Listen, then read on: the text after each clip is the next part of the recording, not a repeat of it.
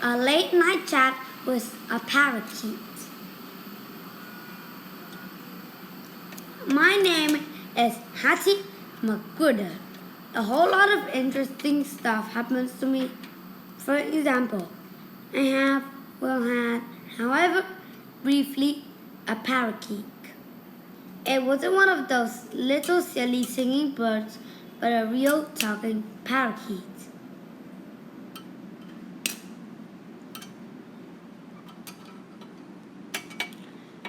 He talked like there was no tomorrow. He talked about the weather and my friend and the boring seeds he had to eat. And he jabbed all about he would much rather eat deli and chili cheese fry. Oh, and he loved pop music. I am telling the truth. There are others who are not telling the truth. Tejas and Tori have been misinformed and hoodwinked and bamboozled. They said there was never a talking parakeet. They said parakeet never even tasted a chili cheese fry. Most said the parakeets don't song. They said that I must have dreamed it up all. That's how I know that they have been misinformed and hoodwinked and bamboozled. Because there was what I said, there was and there was is and. Plus, I have real proof about the talking parakeet and other things that happened to me. The proof is in my diary. I'm going to let you read it exactly as I wrote it when the parakeet talked.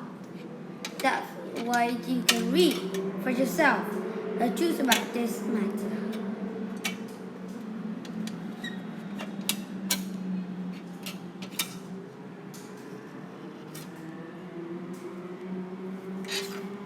I'm only going to let you read the parts of my diary that are about the parakeets. You don't get to read stuff about my getting grounded for sassing my teacher, which I did do. I swear someone was playing a ventriloquism tricks on me. Mom had to go see the teacher, and after that, she was really mad. She wouldn't even let me buy the new pop hit smooth album I've been saving up for. Mostly, you won't get to read anything but Tejas and Tori and me going to the movies on Sunday. We saw Libby Simpson. She was not sitting alone. She was sitting with the fibber of all fibbers, Davy Brewster, who was supposed to be my friend. But he must have forgot about promising to meet up with Tejas, Tori, and me. Davy must have made him go with her. Blackmail or something. And I'm not gonna let you read the part where Davy Brewster got her a soda, or when he gave her his popcorn after hers fell off. None of that is important at all. The proof. Diary, day 117. It was a sad day. My mom's aunt died. I didn't know her that well, but I was sad for my mom. I didn't go to a funeral, but my mom and my dad did. They went over to my great aunt's house, and everyone was sad together. I spent there at Tori's house. Just came over.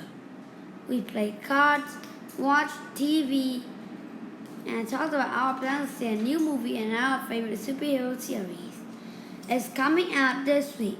Of course, we have to check over the whole Davy Brewster issue to invite or not to invite.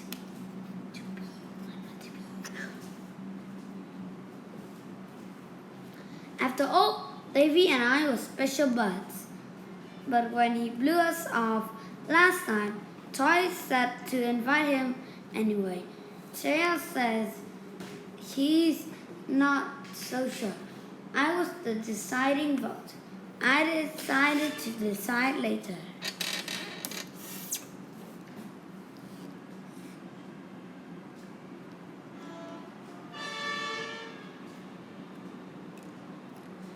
Anyway, I was supposed to spend the night at Tori's, but my mom wanted me to come home.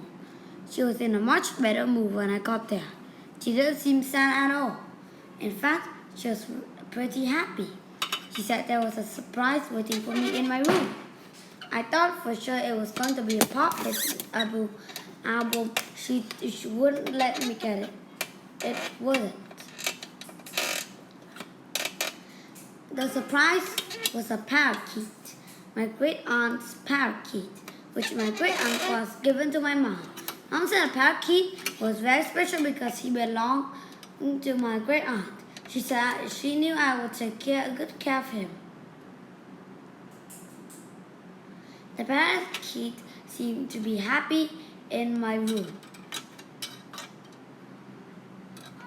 I whistled at him and he whistled back. Well, can he whistle and chirp and sing? He whistles really loudly. He won't knock it off. I hope that silly bird doesn't keep me awake all night. I've got to sleep now. I'll write longer later. Diary Day 117. Later. One other night. I tried to fall asleep, but the silly parakeet kept being happy, chirping, whistling, and making clicking noise sounds. When the cat stopped mewing, I just let her get up on the bed. I thought maybe the bird was lonely. I turned on the light and looked at him. Actually, I told him to knock it off, but he just sat on his little wooden string and looked at me, whistling and chirping and making noise.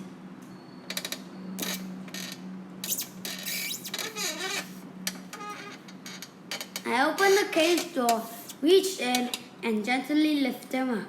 He stopped singing and didn't even flutter. My great aunt must have taken him out of the cage a lot. I climbed back on my bed and sat him on my pillow. He kind of fought around and then talk. He talk. I mean Fred talk.